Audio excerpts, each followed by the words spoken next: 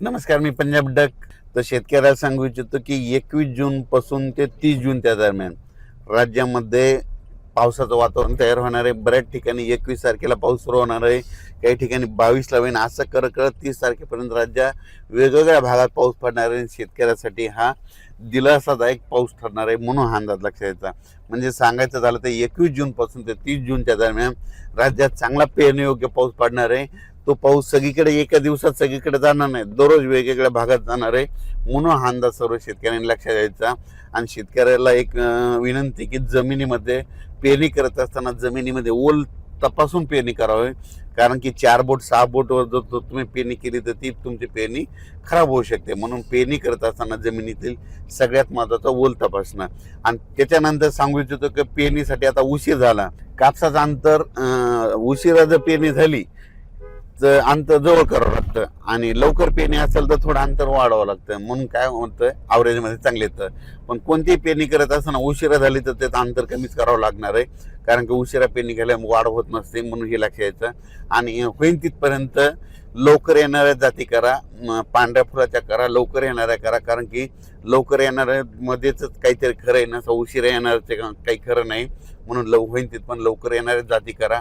आणि शेतीचं नियोजन करत असताना चांगली मशागत करून आपण आपल्या पेरणीची तयारी ठेवा.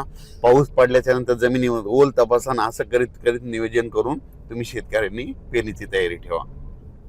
परत एक शेतकऱ्याला सांगू इच्छितो की यावर्षी दरवर्षी मी म्हणतो ना, जूनच्या शेवटच्या आठवड्यातच पेरणी होणार आहे. मी पहिल्यापासून सांगतो की निसर्गात 22 दिवस पुढे सरकला आहे, पण याकडे कोणी दुर्लक्ष करतं.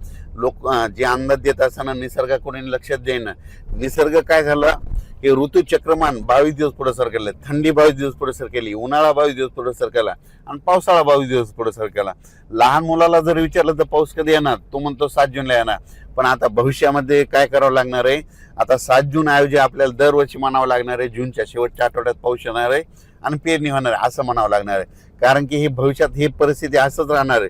पाऊस दरवर्षी 7 जूनला येणारच नाही, फक्त थोड्या भागात पडेल. पण खरी पेरणी मात्र 14 जूनच्या शेवटच्या आठवड्यात होणार. म्हणून आता 2027 बी धरा, 2028 आणि 2029ला तरी तुम्ही काय करा, वाटल्यास आतापासूनच लक्षात ठेवा पेरणी कधी होणार, तर शेवटच्या आठवड्यातच होणार. आणि यावर्षी तशीच परिस्थिती. मी खूप दिवसापासून सांगत होतो निसर्ग पुढे सरकायला, पण याकडे कोणी दुर्लक्ष करत, सगळेजण दुर्लक्ष करत होते. पण आता खरी वेळ आली. आता बघा तुम्ही, दरवर्षी जूनच्या शेवटच्या आठवड्यात पेरणी होणार आहे, म्हणून हा अंदाज लक्ष. एल निनो बद्दल सांगायचं ठरलं तर एल निनो असो या नसो, दरवर्षी आपल्या महाराष्ट्रामध्ये भारतामध्ये पाऊस येतो तर येतोच, ही गोष्ट लक्षात घ्यायची. तर तुम्ही बघायचं झालं तर बघा, आता 21 तारखेपासून पुन्हा पाऊस सुरू झाला की हे सगळं बंद होतं, एल निनो बंद होतं, सगळंच बंद होतं. म्हणून शेतकऱ्याला सांगू इच्छितो, आपल्या भारताला 2 समुद्र आहेत, एक अरबी समुद्र, बंगालच्या खाडीचा समुद्र.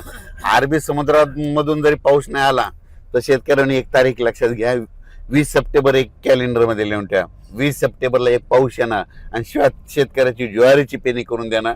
म्हणून हे गणित लक्षात घ्यायचं. म्हणून म्हणतो एल निनो असो या नसो, दरवर्षी आपल्या महाराष्ट्रात पाऊस येणार हे निश्चित.